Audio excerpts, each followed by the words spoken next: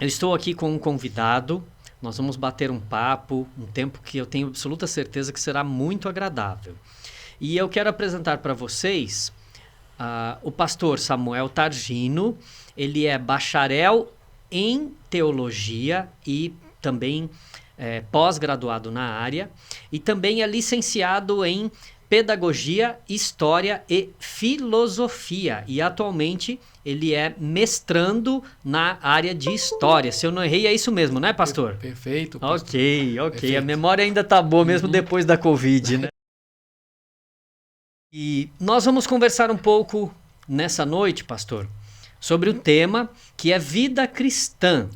Se o irmão já quiser dar entrada no tema, a gente pode, nesse momento, a partir de agora, começar a conversar a respeito, mas se dentro desse tempo de apresentação, de introdução, o irmão quiser fazer outras colocações, falar sobre a tua formação, a tua experiência de vida, nós também queremos ouvi-lo nesse sentido, tá bom?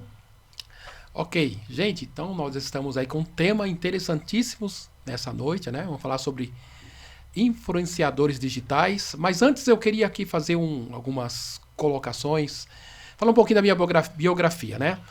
Bom, eu estou no Evangelho desde os meus 10 anos de idade, né? Eu me converti numa classe de boas novas, ao valor de uma classe de boas novas. Sim. Aceitei Jesus numa classe de boas novas, em São Paulo.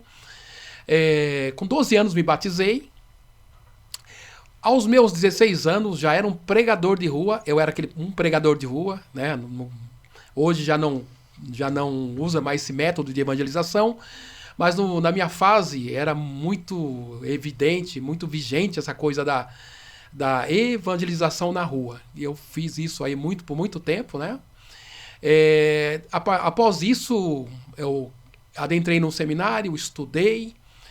Quando eu cheguei a atingir 28 anos de idade, fui chamado para o ministério pastoral, disse sim à vocação pastoral, né? Amém. E além da questão pastoral, do ministério pastoral, também me envolvi com a área da educação cristã, estudei para isso, me informei, enfim, toda a minha formação foi voltada justamente para a questão a ideia da educação cristã, a educação religiosa, né? Também sou professor de seminário, e isso me ajudou muito. Então, acredito que esse é um resumo para a gente se contextualizar um pouquinho, pastor. Sim, pastor, perfeito. E hoje, como o irmão disse, nós vamos falar aí sobre vida cristã e essa questão dos influenciadores digitais, não é? E assim, eu não sei se é do conhecimento do irmão, mas nós sempre gostamos de destacar aqui no nosso podcast que nós queremos, através desse meio de comunicação, através da internet, através do YouTube, das demais redes sociais onde nós fazemos aí as nossas publicações, as nossas divulgações, também levar uma mensagem para as pessoas no que diz respeito ao contexto social. É por isso que todas as pessoas que nos acompanham, que nos assistem, podem ver aqui que na nossa TV aqui ao meu lado, né, ou aqui atrás de mim, dependendo da câmera onde você está me vendo, nós projetamos a logomarca do podcast, a logomarca do nosso patrocinador, que é a Coptec, que eu já falei aqui, e também a logomarca da Acevin, do Secal e da Cristolândia, que são 3 entidades aqui do município de Indaiatuba, no estado de São Paulo. No caso, a Cristolândia é em nível nacional, não é? Mas nós temos um centro de formação que é daqui de Indaiatuba. 3 entidades que atendem pessoas em situação de vulnerabilidade social ou no contexto familiar, enfim, cada uma delas dentro da sua faixa etária, dentro do seu programa. E dentro dessa realidade, pastor, o que nós vemos? Que a questão do serviço social também precisa ter o seu destaque nas redes sociais. Então é por isso que a gente quer usar esse meio, esse canal, para levar a conhecimento público o trabalho que está sendo realizado por essas entidades. Mas é claro que, e aí agora a gente vai entrar no nosso tema dessa noite, né? Nós sabemos que as redes sociais, elas são importantes hoje. Eu acredito que para as pessoas que vivem em um contexto, vamos dizer aí, de uma realidade desse mundo conectado, globalizado, não é? E na sua grande maioria de países capitalistas, quem fica totalmente fora, alheio a essa realidade das redes sociais, acaba se tornando meio que uma pessoa ausente, no sentido de ser como se fosse um peixe fora d'água. Então, nós precisamos buscar viver a realidade desse contexto. Só que nós sabemos que, como pastores, todas as coisas nos são lícitas, mas nem todas nos convêm, como nos ensina o apóstolo Paulo lá na carta aos Coríntios. Muito bem. Feito esse destaque, nós vemos algumas situações muito tristes acontecendo nesse meio digital, inclusive na realidade de vida, no contexto, no trabalho produzido por alguns desses nossos colegas influenciadores digitais, que têm cedido, e aí eu vou usar uma palavra aqui até um pouco forte nesse momento, têm cedido à tentação de ganhar dinheiro ou cedido à tentação da fama e acabam tendo que abrir mão de princípios e valores que, segundo o que nós temos na palavra de Deus, são absolutamente inegociáveis. E isso tem trazido dano. Muito bem, para a gente começar a conversar aqui sobre essa questão dos influenciadores da vida cristã, pastor, o que a gente pode entender, não é, dessa realidade, o que o irmão trouxe para nós aqui nessa noite para a gente conversar a esse respeito? Muito bem, pastor Hudson e amigos que nos assistem. Assim, houve uma preocupação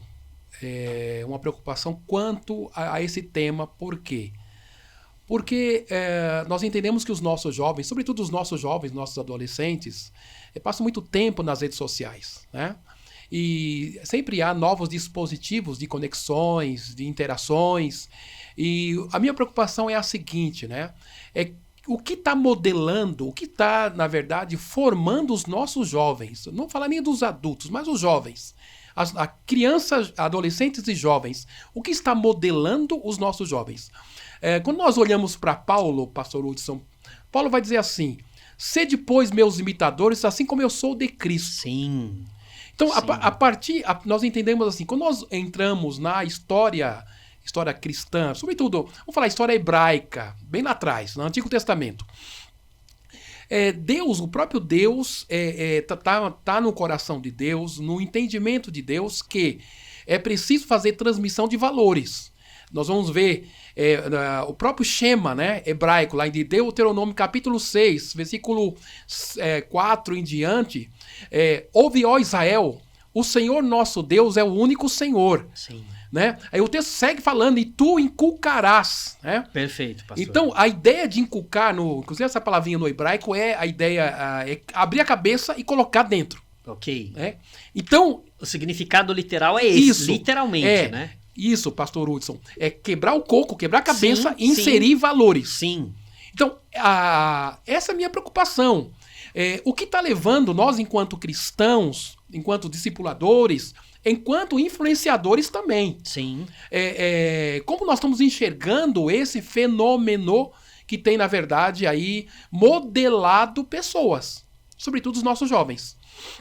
Então, pastor Hudson, viajando um pouquinho na história, né, da internet no Brasil, aqui no final dos anos 90, quando, na verdade, não havia visibilidade, as pessoas não eram visíveis, apenas alguns artistas, alguns vultos, alguns jogadores famosos.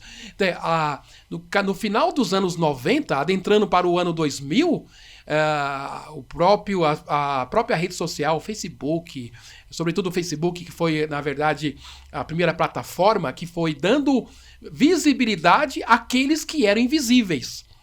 Então, a partir daí surgiu aí, já nos finais entrando no ano 2000, os primeiros blogueiros entraram, né? Sim. Com aquela ideia mesmo de divulgar, vender um produto, vender uma ideia, e essa ideia de vender é uma ideia de modelar. É a ideia de você fazer com que uma ideologia, uma forma de pensar, seja um padrão para que todas as pessoas, sobretudo os nossos jovens, venham seguir. Então, é um valor que nós precisamos repensar, sobretudo nos dias de hoje. Sim, sim. É verdade, pastor, e nós vemos isso acontecendo atualmente, que essa questão dos influenciadores digitais, e enquanto o irmão falava, eu estava pensando sobre isso aqui. Eu acredito que, assim como eu, né, e possivelmente o irmão deva concordar comigo, nós somos influenciadores. Sim. Até porque a nossa... Permita-me usar uma palavra aqui. O nosso ofício, não é? O exercício do ministério pastoral tem a prerrogativa de que nós apresentemos a palavra de Deus às pessoas e que influenciemos o público que está nos ouvindo através da palavra de Deus, com a palavra de Deus. E aí é claro que a gente também não pode negar o princípio, a ideia do sobrenatural, não é? No momento em que a gente está entregando a palavra, Deus age através do Espírito Santo e aí é Ele quem convence o homem do pecado, do juízo, da justiça, enfim. Agora, hoje, existe uma diferença. Em que sentido? No nível e na dinâmica de alcance. Por quê? Quando eu estou pregando aqui na Igreja da Morada do Sol, e vamos considerar a realidade de que quando os cultos não são transmitidos pela internet, o alcance da minha mensagem nesse momento é para as pessoas que estão presentes aqui. Vamos considerar aí 200, 250, 300 pessoas. Ok? Agora, quando isso vai para a internet, nós não podemos mensurar e ter a dimensão do nível de alcance. Aí que entra a questão dos influenciadores digitais. E, infelizmente, nós temos visto algumas situações, e necessariamente eu não vou aqui ficar falando só dos influenciadores digitais, que são do nosso meio, chamado evangélico, etc., mas nós sabemos que há influenciadores digitais evangélicos e não evangélicos que influenciam o público da nossa igreja, das nossas famílias. E eu acho que um ponto que a gente precisa destacar aqui não é só a questão, a igreja como grupo, não é o contexto eclesiástico em si, mas influencia a nossa família, aquilo que há de mais importante para nós. Por quê? Quem é, em tese, não é? O meu próximo, inicialmente, é quem está dentro da minha casa. É ali que começa. Eu tenho que amar a minha família. Tenho que amar primeiramente a eles. Tenho que educar os meus filhos no caminho do Senhor. E aí, em contrapartida, o que a gente vê é um bombardeio diário com ideias, com ideologias, com alguns desvios que por vezes são imperceptíveis ou até sorrateiros. E isso vai entrando dentro da nossa casa, isso vai minando a capacidade de análise da pessoa, ela vai aceitando aquilo como se fosse uma verdade e se deixa levar sobre isso. Aí eu pergunto para o irmão, pastor, dentro desse desafio tão grande, não é, que é receber essa mensagem toda, o que nós podemos fazer como pais, como responsáveis e, sobretudo, não é, como servos do Senhor, para tentar nos blindar dessa realidade? Veja só, não estou sugerindo aqui para que a gente não faça uso das redes sociais, não é isso. Inclusive, em algum tempo, em algum momento no passado, eu defendi isso. Tanto que eu me vi bem alheio às redes sociais. Só que eu também entendo que hoje a gente não consegue mais viver sem elas. A grande questão é que a gente precisa se blindar em certo sentido, né? Eu acho que esse termo blindar ele é muito forte, mas ele faz sentido. Faz sentido. Porque a gente precisa ter um filtro para considerar só aquilo que a gente considera importante, relevante e que vai trazer benefício para a gente. Como o irmão vê, na tua experiência de vida, de ministério, na tua formação, que a gente pode trabalhar essa questão toda? Pastor Hudson, assim, acredito que postura radical, uma postura radical, acho que quando nós tomamos uma postura radical, o proibido tem um efeito chicote, né? Sim. Tem um efeito contrário. Sim. Quando a gente proíbe, até o apóstolo Paulo vai dizer assim, eu não conheci o pecado se a lei não me falasse que o pecado está aos meus olhos, né? Paulo vai dizer assim, eu não conheci o pecado se a lei não falasse que tal coisa era pecado. Então, assim, eu acredito que hoje, uma postura radical de proibição, de blindagem, é uma palavra muito usada, né? Eu acredito que O diálogo continua sendo ainda entre pai e filho, entre discipulador e discípulo, ainda continua sendo eficaz. A gente não pode fugir do padrão bíblico, né? O padrão bíblico, a cultura judaico-cristã, sobretudo, quando a gente se reporta ao judaísmo, nós vemos ali um menino de 4, 5 anos, menino de 4, 5 anos já sabia textos, digamos, grandes da Torá, né? No chamado livros da lei para nós aqui. O menino conhecia textos assim profundos, já grandes, textos extensos que para nós é até assustador, de alguma maneira. O menino com 10 anos de idade já conhecia trechos enormes da Torá, melhor dizendo, da Tanar, que é toda a Bíblia judaica. O menino com 13 anos, pastor, de idade, o menino já era filho da lei, né? Já era um bar mitzvah, já se tornava filhos do mandamento. Então, dentro da sua pergunta, a base da educação, a base da transmissão de valores continua sendo judaico-cristã.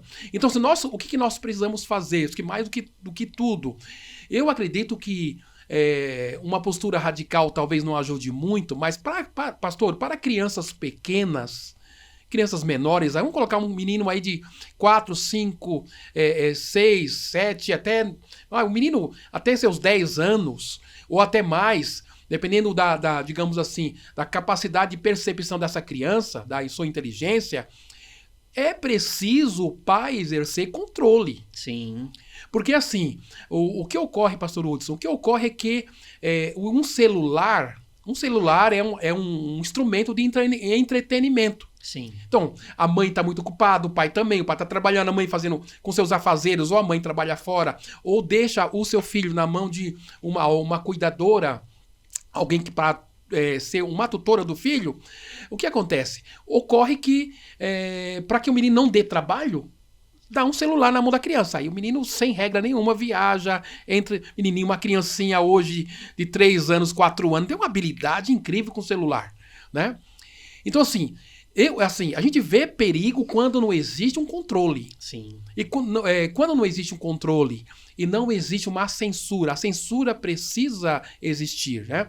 Eu vejo o meu netinho, por exemplo, tem um netinho de 8 anos, né, o Danielzinho. Eu vejo que os pais, né, o Jorge e a Dani, limitam o tempo. Ele faz outras coisas que envolvam, digamos assim, atividades mais motoras, sim, né?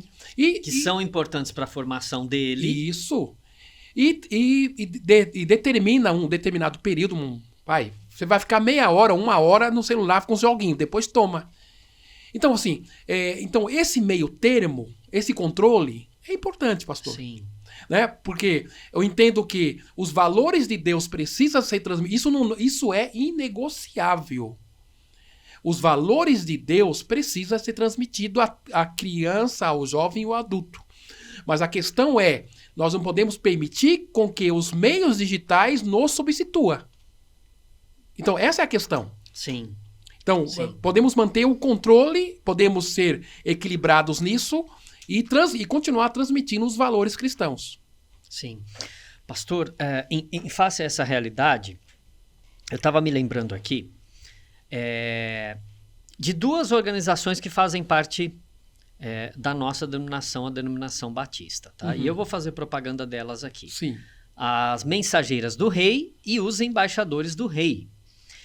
Eu não vou citar aqui, ipsis litteris, os chamados princípios ou as colunas desses ministérios, mas assim, eu me recordo que eles prezam pela formação espiritual, prezam pela formação intelectual e também pela formação física desses meninos e das meninas também. O que eu estou querendo dizer com isso?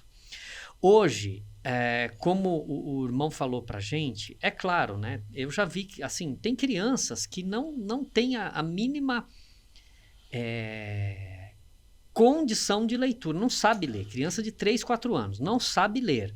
Mas se você entregar um aparelho celular como esse que eu tenho aqui na minha mão para uma criança dessa idade, muitas delas apesar de não saber ler, não saber ver números, não saber contar, elas conseguem acessar determinados aplicativos com muito mais habilidade do que os seus pais e os seus avós, principalmente.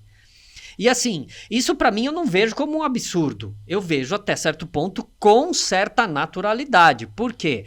Certa vez, eu me recordo que a minha esposa participou de uma palestra de um pedagogo aí, muito famoso e tal, né? E aí na palestra ele usou um termo que a Cláudia compartilhou comigo, isso me chamou a atenção. Ele disse que as crianças dessas últimas décadas nascem chipadas. O que ele quis dizer com isso? É como se eles já nascessem com chip no corpo delas. Por quê? Porque tudo que está à volta delas tem, de alguma forma, um chip eletrônico. E se a gente for olhar para esse ponto de vista, realmente ele tem razão. Porque uma TV tem um chip, o celular tem chip, o computador tem chip, o carro hoje tem chip porque tem a central multimídia, o tablet que a criança usa tem chip, o videogame tem chip, geladeira hoje, né? Tem geladeira com sistema eletrônico, chip também, ar-condicionado, tem tudo, controle remoto, tudo tem chip. Então, para eles, isso faz parte da realidade de vida. Só que, simplesmente a gente aceitar isso sem dar atenção à necessidade de educação. Porque, gente, ninguém nasce sabendo. Só que tem um detalhe. E aí o irmão, com muito mais propriedade do que eu, pode confirmar isso que eu vou falar aqui agora. O ser humano é o único ser, ou o único animal, porque nós somos animais, ok? É que a gente às vezes esquece disso, né? Mas nós somos macho e fêmea, etc e tal, tudo biológico, né? Fisiológico, etc. Só que nós somos os únicos animais que copiam ou reproduzem comportamento. Nós não temos ações instintivas como os demais animais da criação. E aí, cabe, portanto, ensinar. E eu vou fazer um destaque aqui. Muito mais do que conhecer a palavra de Deus, muito mais do que saber a palavra de Deus e tê-la intelectualmente na nossa vida, nós precisamos vivê-la. Então, fica um conselho para os pais e para os avós aqui. Você quer ser um grande influenciador para o teu filho, né, pastor? Para o teu neto? Viva a palavra de Deus. Ótimo. Viva a palavra de Deus. Não simplesmente cite, não simplesmente mostre, não simplesmente leia com o seu filho, com o seu neto, mas viva a palavra. Mas isso não diminui o desafio que a gente tem vivido na realidade desse contexto de mídias sociais, né, pastor? E a vida cristã, nessa dinâmica toda de ter que fazer tanto e de ter que... vamos dizer, hoje a gente tem que se superar, né? Para ir além nessas questões. Aí, o que o irmão pode falar para a gente desse desafio que é olhar para esses influenciadores digitais e tentar ser hábil ou suficientemente seletivos para não se deixar ser influenciados por aquilo que não faz bem para a gente? Muito bem. Assim, pastor, olhando dentro da sua pergunta e olhando já, digamos assim, a aplicação disso numa sociedade voltada a valores. Por exemplo, se a gente for... Eu me lembro que foi feita uma pesquisa nos morros do Rio de Janeiro, para minha tristeza, para a tristeza de quem ouviu aquilo, que uma boa parte dos meninos queriam ser chefe de tráfico. Misericórdia. Porque ser chefe de tráfico, o menino que faz o aviãozinho, o menino que é o fogueteiro, eles têm um bom sapato, um bom tênis, uma boa camisa, roupa de marca. Videogame, né, última geração, celular top, né? Isso, pastor. Então, essas coisas, por exemplo, isso no contexto brasileiro, quando a gente vai no contexto do mundo islâmico, por exemplo, no mundo islâmico, o suprassumo, o top, o sonho de consumo de um menininho é ser homem-bomba. A gente vê como a questão da influência, o poder que ela tem de modelar. Essa que é a questão. Aqui no contexto brasileiro, a ideia ou no caso, dependendo do contexto socioeconômico, contexto social, no caso de uma favela do Rio de Janeiro ou qualquer outro ponto do Brasil, A ideia é trabalhar para o tráfico, porque trabalhar para o tráfico, como nós colocamos, o pastor colocou muito bem, traz um bom celular, uma boa camisa, uma boa roupa de marca, um tênis de marca, ou então um jogador tipo Neymar, né? Ou um outro jogador brasileiro. Então, esta é a ideia da influência. Agora sim, o que nós não temos condições de fugir é que isso é inerente à condição humana. A influenciar é inerente à condição humana. Quando nós olhamos aí, nós citamos aí um menino judeu, quando desde a sua tenridade aprende os valores do... Inclusive é bom dizer, pastor Hudson, que o desejo daqueles meninos era ser seguidor de um rabino famoso. Né? Ser seguidor, fazer parte da escola de chamados de Jesus. Né? Não, eu sigo Shammar, que era um teólogo, um rabino conhecidíssimo e famoso, ou Hillel. Então, assim, em cada geração, em cada cultura, há sempre um modelador. Então, assim, a sua pergunta é como nós, qual o mecanismo que nós podemos utilizar para que tenhamos aí, de alguma forma, evitar com que isso caia digamos assim, num segmento pernicioso, um modelo que é pernicioso para os nossos jovens. Aqui eu ainda mantenho a postura de dizer que o pai ou a mãe precisa ser amigo do seu filho, precisa conversar com o seu filho. Gente, nada melhor hoje que diálogo. Sim. Nada melhor hoje do que mecanismo de controle. Parece que, quando a gente fala mecanismo de controle, parece uma coisa, digamos assim, do holocausto, né? Alguma coisa assim que você vai castrar o seu filho. Não. Quando nós olhamos para as escrituras, a gente vai perceber que o próprio Deus nos ensinou isso. É preciso colocar preceito sobre preceito, um pouco aqui, um pouco acolá. O Isaías vai dizer isso. Então, assim, eu acredito que, mais do que nunca, você que tem um filho que é criança, ou que é um adolescente, ou que é um jovem, você tem que exercer, você como pai, exercer, sim, um certo controle, uma certa censura sobre aquilo que o seu filho está absorvendo. Não é? Acho que esse equilíbrio é importante. Porque alguém tem interesse no seu filho. Alguém tem interesse em criar uma cultura de massa. Uma cultura de massa desde a época vamos dizer assim, final dos anos... Vamos colocar assim, final dos anos 2000. Alguns filósofos como da escola de Frankfurt, aquela ideia do controle de massa, né?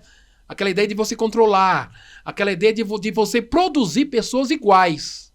Então, o que eu coloco, pastor Hudson, é que há um interesse em fazer com que... Se nós falamos que o anticristo virá numa escatologia, que ele virá para um controle, então é preciso formar uma mentalidade em massa. Sim. Massificar uma mentalidade. Para que ele seja aceito como líder. Isso.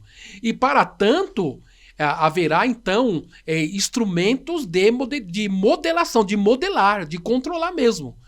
Então, assim, dentro de um olhar bíblico, dentro de um olhar de vida cristã, porque é uma área da teologia que nós estamos tratando aqui, que é a vida cristã, ela tem a ver com comportamento.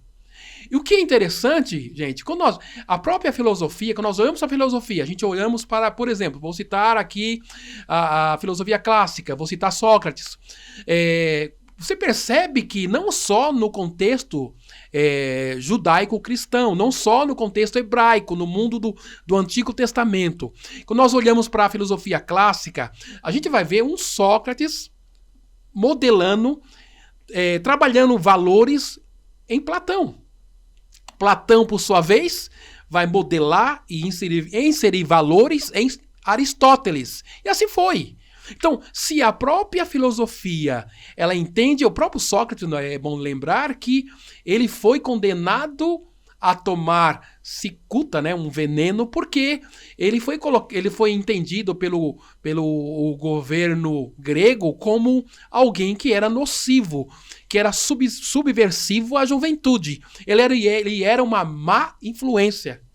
Tanto que ele foi obrigado a tomar o veneno porque, entre outras acusações, né, por exemplo, ir contra os deuses gregos, mas a pior acusação foi que ele era um péssimo exemplo, um péssimo influenciador para a juventude. Então se perceba que a concepção, que a ideia de má influência, tanto no contexto judaico-cristão, como na própria filosofia grega, e também, fechando essa questão, a própria psicologia. O próprio Lacan, ele vai dizer o seguinte, Lacan vai dizer assim que, que um ser humano, que uma pessoa, ele é constituído por outra. Ou seja, eu consigo me formar enquanto ser, eu consigo me colocar, me constituir pelo olhar do outro, por aquilo que o outro exerce sobre mim. A filosofia... vamos pegar a psicologia bem raivorista, comportamental. Ela vai trabalhar com a questão do ambiente. Um organismo em um ambiente, ele é influenciado, ele é aliciado. Por exemplo, um animal com fome, ele pode muito bem desejar comida. Para quem tem cachorro sabe disso, né? A ideia do aliciamento de um cachorro. E quando você acostuma o cachorro com um sinete, que era um teste que era feito, o cachorro começava a salivar. E o ato de salivar significa que o cachorro queria comer. O cachorro fazia o quê? Ele fazia, instintivamente, ele fazia a conexão entre o sinete, entre bater o sino e o salivar. Então, quando ele ouvia o sino, ele salivava. Ele sabia que ele ia comer. Então, assim, se hoje adestra animais dessa maneira, condicionando o animal, sim, né? Quem tem cachorro que pode adestrar, essa é a linha. Esse comportamento bem raivorista, que inclusive é usado para ser humano. Ou seja, uma ação, um ambiente, uma pessoa alicia aquela pessoa e ela tem um comportamento, e esse comportamento dá uma resposta a ela, e esse comportamento vai se repetir depois. Desde que a pessoa esteja nas mesmas condições, naquele mesmo contexto. Isso é influência, gente. O ambiente influencia, pessoas influenciam. Então, nós não estamos livres de influência. Agora, a grande questão, pastor Hudson, é por quem e por que estamos sendo influenciados. Não é? Estamos sendo influenciados por um bom modelador. Paulo foi soberbo quando disse: sede, pois, meus imitadores, como assim eu sou de Cristo. O que Paulo quis dizer? Olha, se deixe ser influenciado por mim.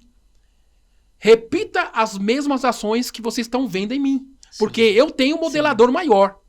Quem é o meu modelador maior? Cristo. Ele colocou a referência. Isso. Era Cristo, né, pastor? Isso. Esse é o ponto. Não somos nós. E quando nós olhamos para o Senhor, nós vemos então que o nosso maior desafio no que diz respeito à questão da vida cristã em si, de ter uma vida intensa com o Senhor e de viver uma vida usando, sim, os meios digitais, as redes sociais, mas sendo desafiados a ser seletivos, né, no que diz respeito ao conteúdo, a trazer coisas boas para a nossa vida e a nos aproximar daquilo que traz o bem, daquilo que é aprovado pelo Senhor, se torna então um desafio ainda maior, porque nós sabemos que na internet, ou a internet pode ser muito boa para algumas situações, mas ela também pode acabar se tornando bastante nociva. Dentro disso que nós estamos conversando e que o irmão discorreu aqui, nesses últimos minutos, isso me fez lembrar de uma outra experiência que eu já ouvi falar, né, de como você torna, como você forma no meio um padrão social. E eu acho que o irmão deve conhecer essa experiência que eu vou citar aqui. Alguns cientistas fizeram uma experiência com alguns macacos. E o que acontecia? Eles colocavam uma banana dentro de um determinado ambiente, e aqueles macacos naturalmente eram instintivamente induzidos a querer pegar a banana simplesmente porque eles queriam se alimentar com aquela banana. Só que aí, o que os cientistas fizeram? Eles eletrificaram aquele ambiente e colocaram os macacos lá. Aí eles fizeram um teste. Eles tocavam ou melhor, deixavam os macacos lá. Quando um deles tentava pegar a banana, eles tocavam uma campainha e junto com a campainha eram disparadas cargas elétricas naqueles animais. Uhum. Fizeram isso durante algumas vezes repetidas, e aí depois o que aconteceu? Eles tiraram um desses macacos que estavam já condicionados a essa situação e colocaram um que não tinha passado pela experiência. O que os macacos que estavam lá dentro aprenderam? Que não era para pegar banana, porque se fosse pegar banana, ia tocar a campainha e eles iam tomar choque. Uhum. Só que esse que entrava no meio da coisa e não sabia de nada, tadinho, ele ia querer pegar a banana, né? Não ia ficar olhando. E quando ele ia tentar pegar a banana, antes que ele fizesse uma tentativa lá para que a campainha fosse acionada, o que os outros macacos faziam? Iam para cima dele e ó... batiam nele. Aí o que aconteceu? Eles foram substituindo e fazendo teste, tirando todos os macacos. Chegou um determinado momento em que eles tiraram todos os macacos que tinham sofrido o problema do choque elétrico, só que o comportamento social ali ficou nos demais. Então, chegou um momento em que nenhum macaco tinha tomado choque. Só que ninguém mais tentava pegar a banana porque sabia que se tentasse pegar ia apanhar dos outros. É isso mesmo. E aí a gente vê como é que é essa questão de ser condicionado, né? Uhum. É claro que para a gente discutir isso aqui nessa noite, essa é uma questão absolutamente profunda e muito ampla, mas dentro dessa realidade a gente percebe que existe sim, ou existem alguns princípios, e eu vejo isso de maneira muito clara na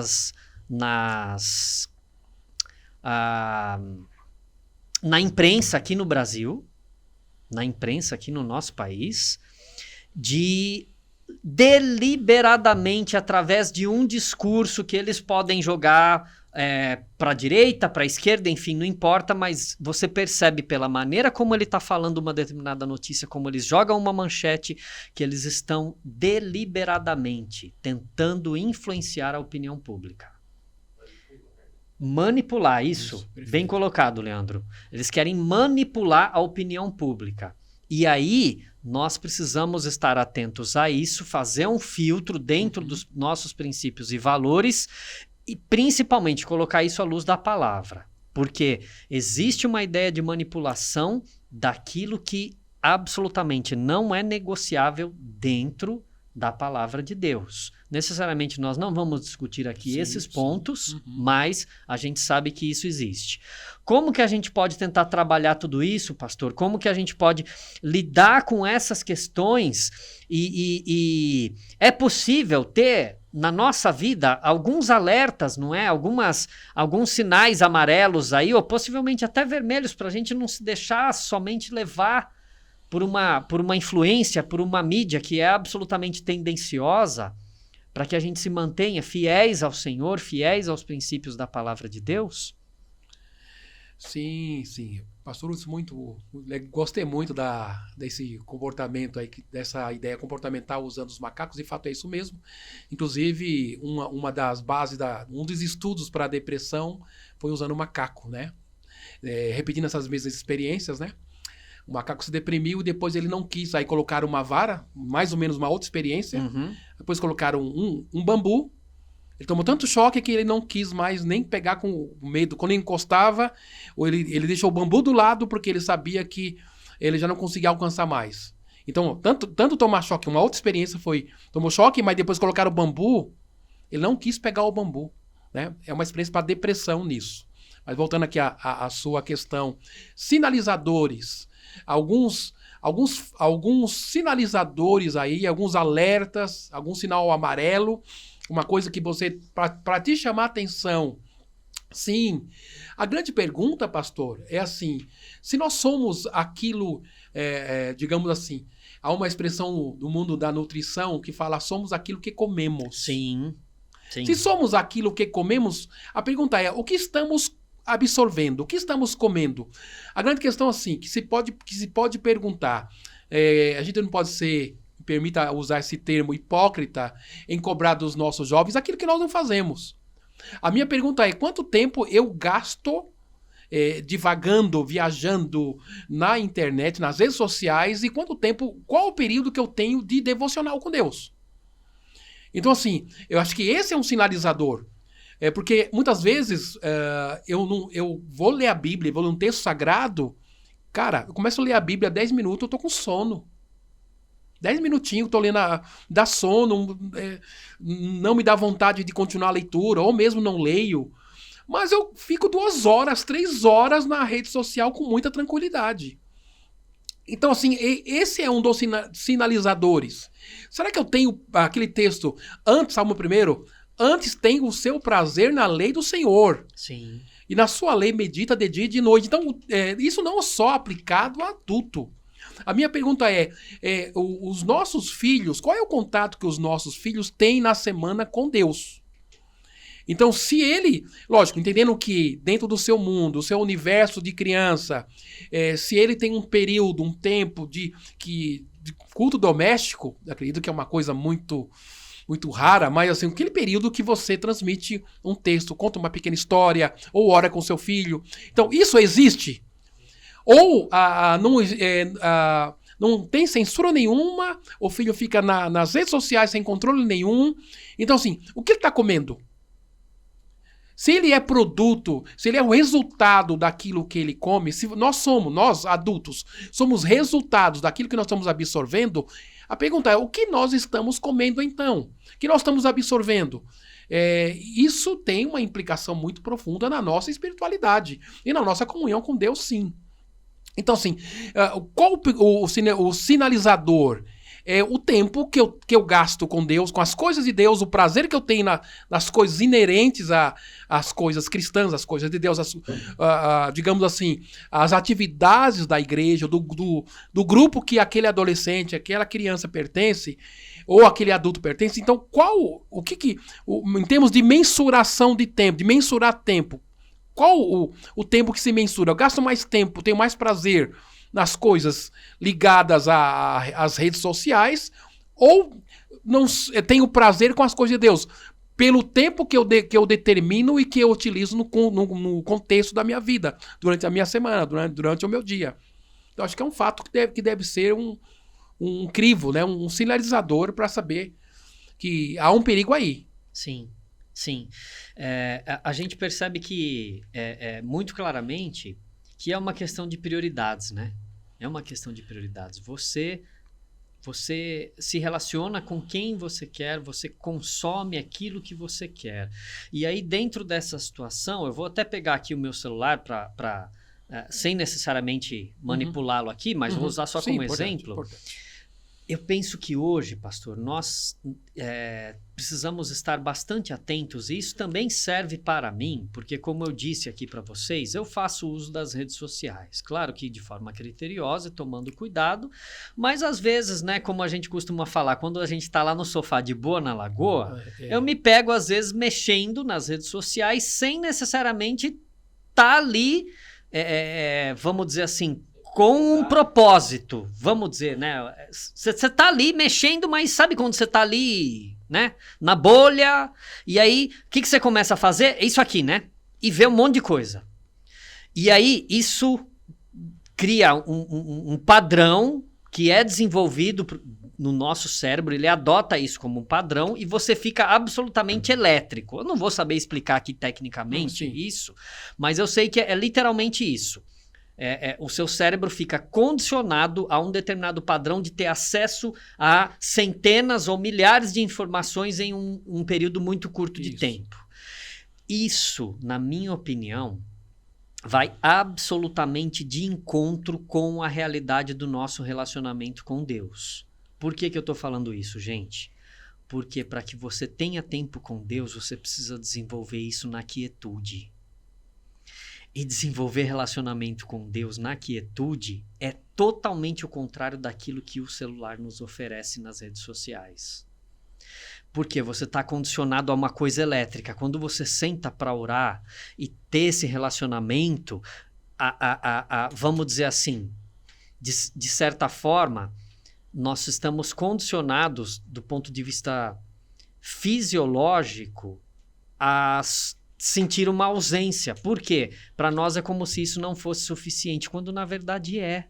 Simplesmente parar na presença de Deus, fazer uma leitura, fazer uma oração, cantar uma música numa expressão de adoração e ter um momento ali de desligar de tudo, absolutamente da vida, para estar com o Senhor, na presença dele, para desenvolver o relacionamento.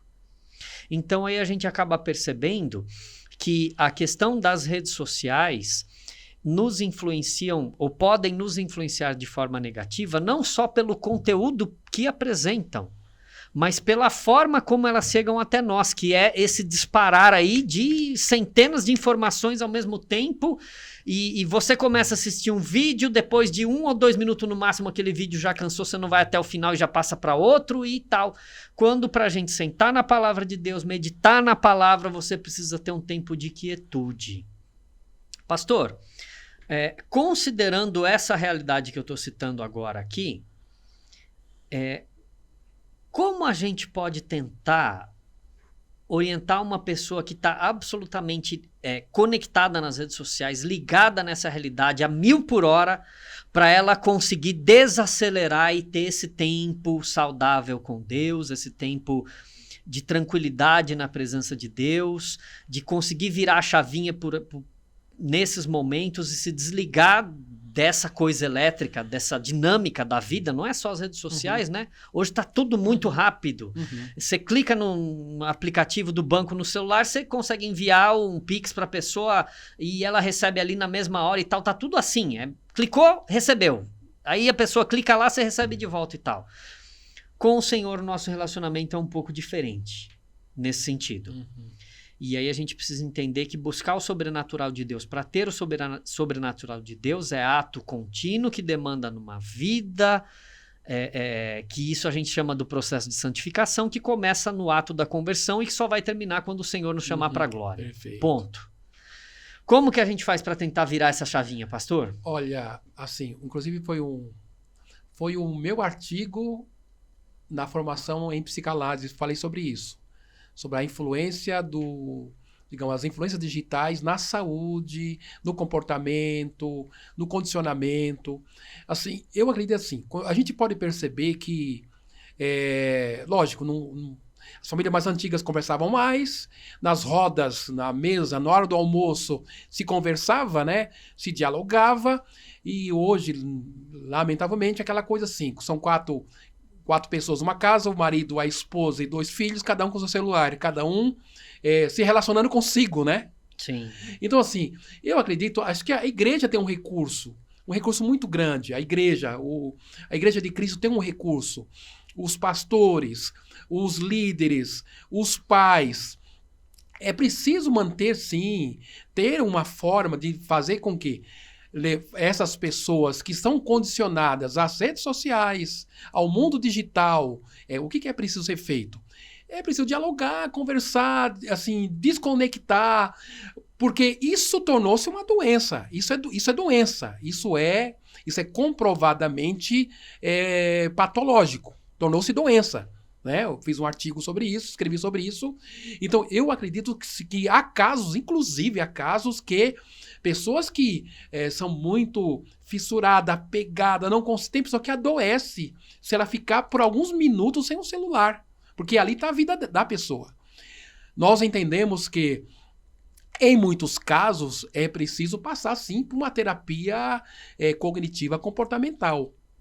É caso mesmo de psicólogo. Sim. É caso mesmo de tratamento, né? O psicólogo vai fazer o quê? No caso do psicólogo, ele vai mudar as crenças daquela pessoa, ele vai levar a pessoa a uma reflexão, ele vai, então, condicionar, mudar os aliciadores, né? Aquilo que alicia, aquilo que leva, fazendo com que a pessoa rebata ou que reveja as suas crenças. Então, assim, em casos mais extremos, muito extremos, é preciso passar, sim, para um psicólogo. Sim.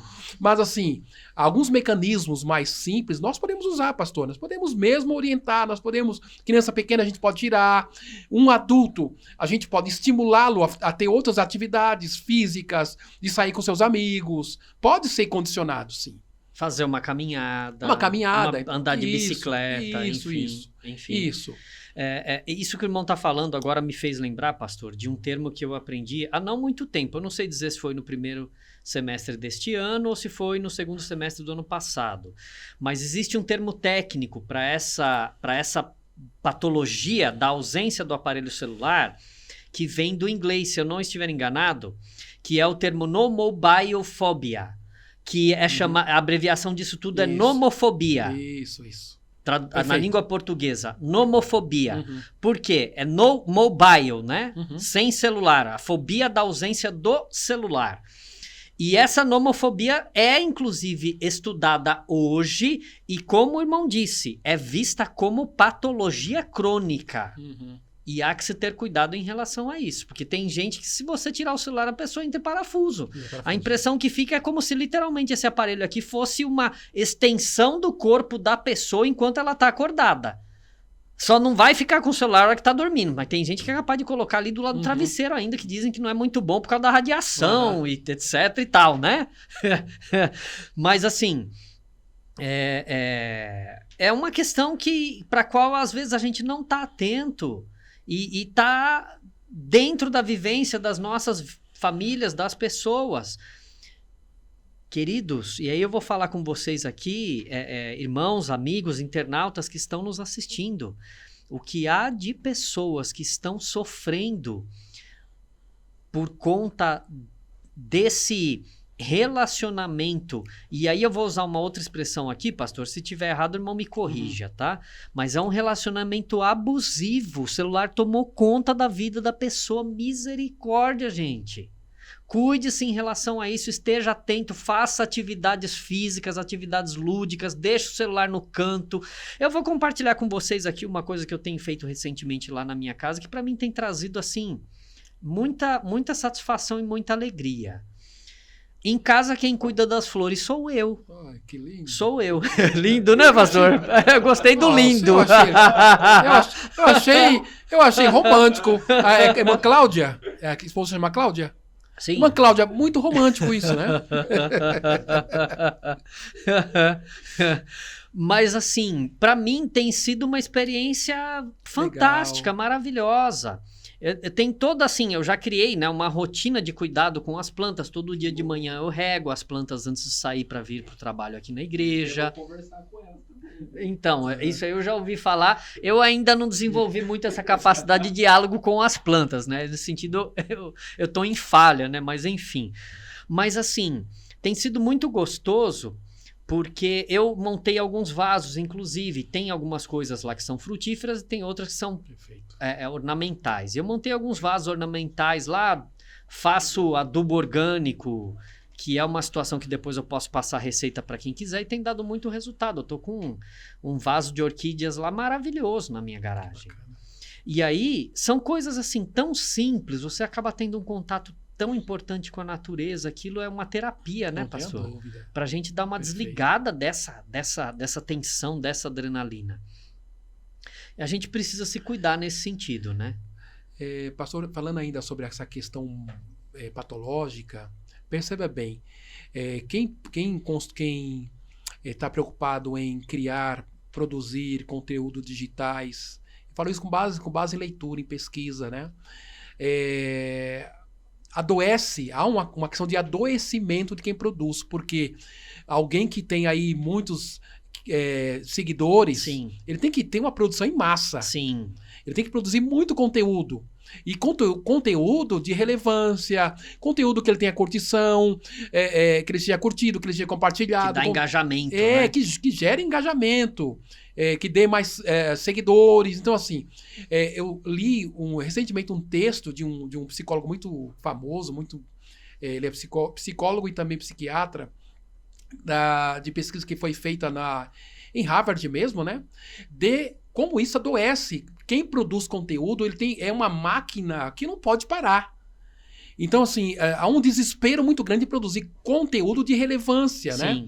E outra coisa também, quem produz conteúdo também, ele coloca um produto, ele estabelece um produto que é um sonho de consumo. Eu como seguidor, quero consumir aquele produto. E eu estabeleço um padrão muito alto e as pessoas não conseguem atingir aquele padrão, aquele produto. Então, isso também tem gerado, digamos assim, um comportamento na autoestima, né? Trazendo uma baixa autoestima a essas pessoas. Porque eu estabeleço um artista famoso, um influencial digital famoso, ele estabelece um produto que eu não consigo atingir, isso adoece. Porque é um padrão muito alto e eu não vou conseguir atingir. Sim. Então, é patológico para quem produz, pode ser patológico para quem produz, pode adoecer quem produz, porque tem que produzir em série, e também é um produto muito alto, numa prateleira muito alta, que nem sempre quem consome vai conseguir atingir. Sim. Sim. Isso é doentio. Sim, sim. Há que se tomar muito cuidado em relação a essas questões todas, pastor, porque a gente sabe também que esse contexto, essa realidade das mídias digitais, de fato traz retorno, né? Traz retorno para a realização pessoal, sim, traz retorno financeiro, traz a fama, a gente precisa tomar muito cuidado com isso também. Só que eu penso assim, que uma coisa é você chegar lá, outra coisa é você se manter lá. E aí tem uma série de fatores e de implicações, não é? Mas a gente está com o nosso tempo caminhando aí, pastor. Uhum. Então, eu gostaria de dar oportunidade para que o irmão deixasse aí uma palavra para quem está nos assistindo. Sim. De incentivo e, ao mesmo tempo, de alerta no que diz respeito a essas questões todas aí, aos cuidados que a gente precisa ter com essa realidade, né, do contexto das mídias sociais, dos influenciadores, enfim.